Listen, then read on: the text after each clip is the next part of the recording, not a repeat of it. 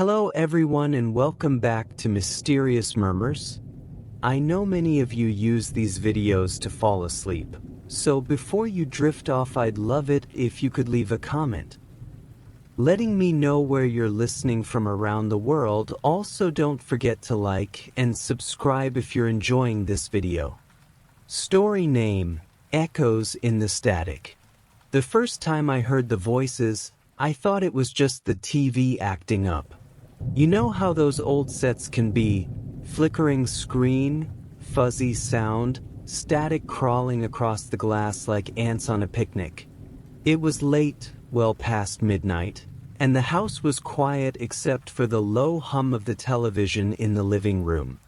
I was alone, flipping through channels like a bored insomniac looking for something, anything, to take the edge off that creeping sense of unease that always seems to come with the dead hours of the night.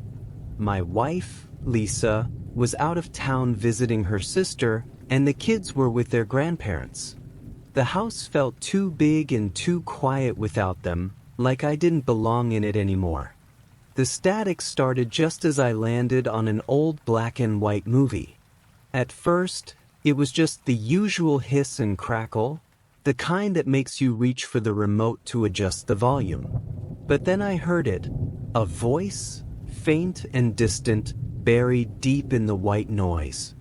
"Help me," it whispered. I froze, my thumb hovering over the remote. The voice came again, clearer this time.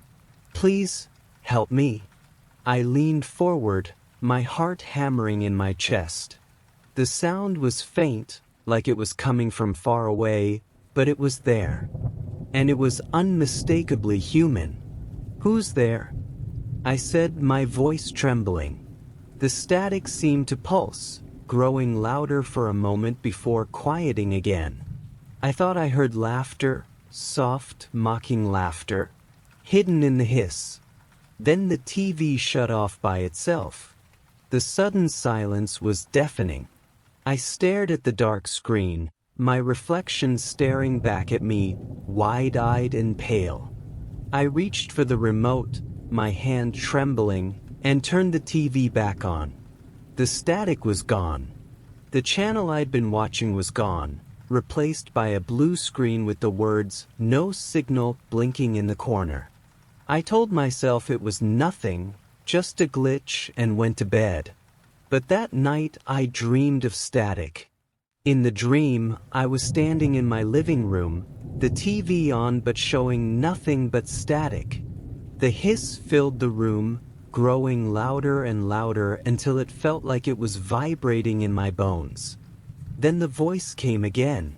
"Help me," it said. I turned to see a shadow in the corner of the room, just out of reach of the flickering light from the TV.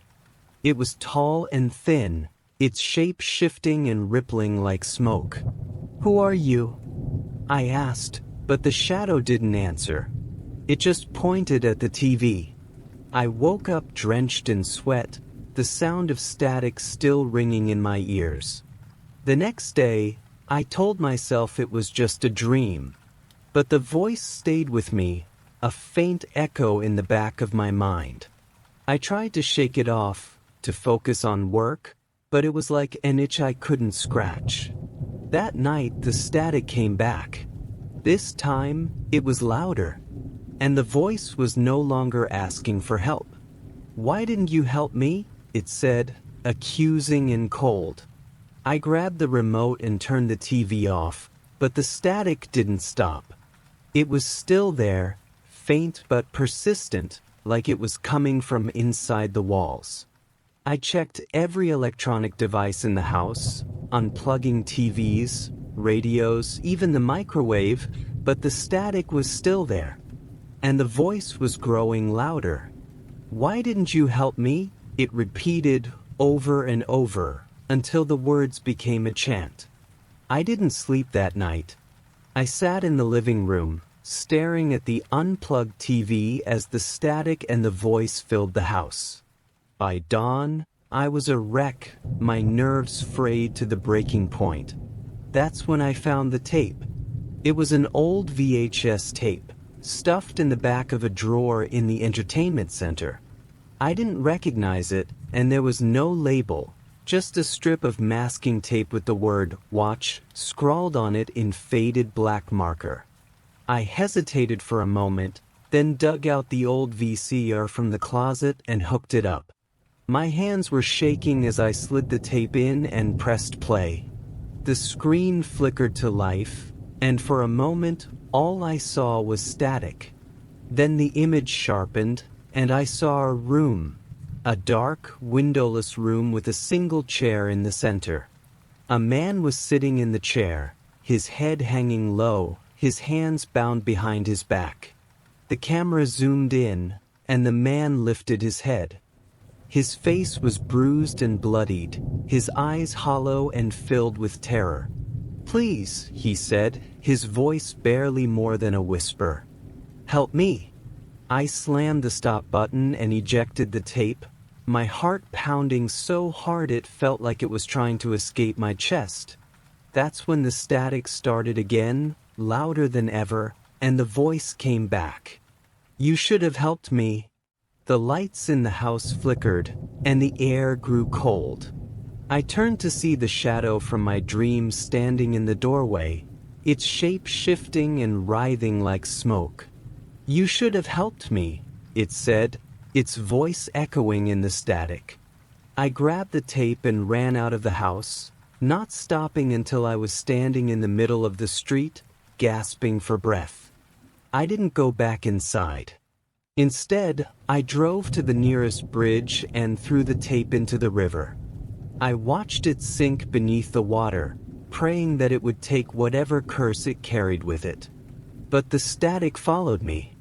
It's still with me even now, whispering in the quiet moments, always just out of reach.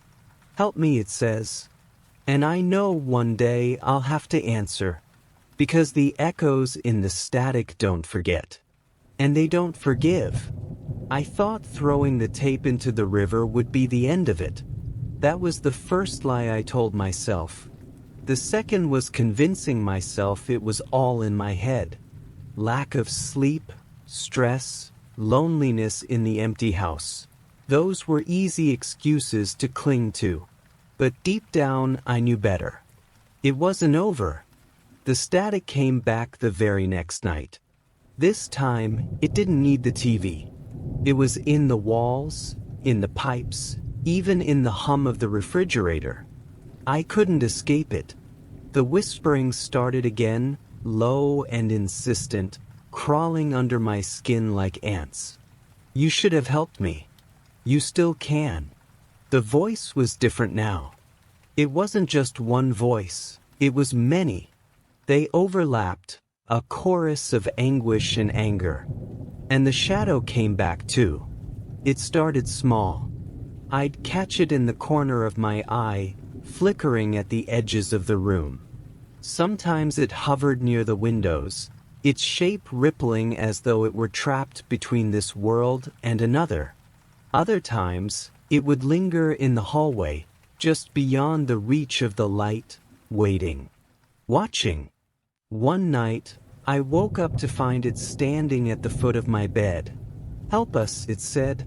I couldn't scream. My throat closed up, my body paralyzed. It leaned closer, its featureless face inches from mine, and I could feel the cold radiating off it like an open freezer door. "Come back to where it started," the voice said, a dozen whispers layered into one. "Come back or we'll take you instead." The shadow dissolved into smoke, swirling upward and disappearing into the ceiling. The room was silent again, but I didn't sleep for the rest of the night. The next morning, I packed a bag. I didn't know where I was going, not really, but the words, "come back to where it started," rang in my ears. It had to be the house where I grew up. The house my family had sold years ago after my parents passed away. I hadn't set foot there in over a decade, but somehow, I knew that's where I needed to go. The drive was long, the kind of long that makes you second-guess every decision you've ever made. But the closer I got, the stronger the static became. By the time I reached the driveway, the sound was so loud I thought my head might split open. The house looked the same as it always had, but different too, like it had been waiting for me. The windows were dark, the front door slightly ajar, swaying in the wind. I stepped inside, the floorboards creaking under my weight. The air was thick and stale, and the static was everywhere now, pulsing through the walls, vibrating in my bones. The living room was exactly as I remembered it, down to the old TV set in the corner. It was off, but the screen flickered faintly, as though it were trying to come to life. I walked toward it, every step feeling heavier than the last. The static grew louder, and the whispers returned. "Play it," they said. I didn't want to, but my hands moved on their own, reaching for the VHS player below the TV. My breath caught in my throat when I saw the tape sitting there, waiting. The same tape I'd thrown into the river days ago, somehow dry and intact. I slid it into the player, my hands trembling. The screen came to life, showing the same room I'd seen before, the dark, windowless space with the chair in the center. Only this time, the man in the chair wasn't a stranger. It was me. I stared at the screen, my mind reeling. The version of me on the tape looked terrified, his eyes darting around the room as though he could see something just out of frame. "Please," he said, his voice hoarse. "Please, don't let them take me." The whispers erupted into screams, the static roaring like a storm. The screen flickered, and for a split second I saw them, the shadows. Dozens of them, crowding around the chair, their hands reaching for the me on the screen. And then the TV went dark. I turned to run, but the shadows were already there, spilling out of the walls, the floor, the very air. They surrounded me, their whispers like knives cutting into my mind. "You didn't help," they said, their voices overlapping, relentless. "Now it's your turn." The room tilted, the floor dissolving beneath my feet. I fell into darkness, the shadows pulling me down, their hands cold and unyielding. I landed hard on a surface that felt like stone. The air was thick with the smell of damp earth and decay. I was back in the room from the tape, the windowless, doorless room with the chair in the center. And I wasn't alone. They were there, the shadows, circling me, their forms shifting and rippling like smoke. They didn't speak this time, but I could feel their anger, their hunger. The chair was waiting. They pushed me toward it, their hands cold and unrelenting. I tried to fight, but it was useless.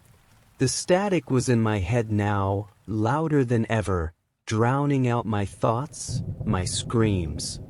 As they tied me to the chair, I realized the truth. The tape wasn't a warning, it was a promise. And now, I'm part of it. If you're reading this, if you found the tape, please, don't watch it. Don't listen to the static. Because once you do, it's already too late. If you've enjoyed this journey into the unknown, don't forget to like the video and share your thoughts in the comments below. Have a tale of your own or a legend you'd like us to explore? Let us know. You might just hear it next. Be sure to subscribe and hit the bell icon so you never miss a story. Because here the darkness is always waiting just for you.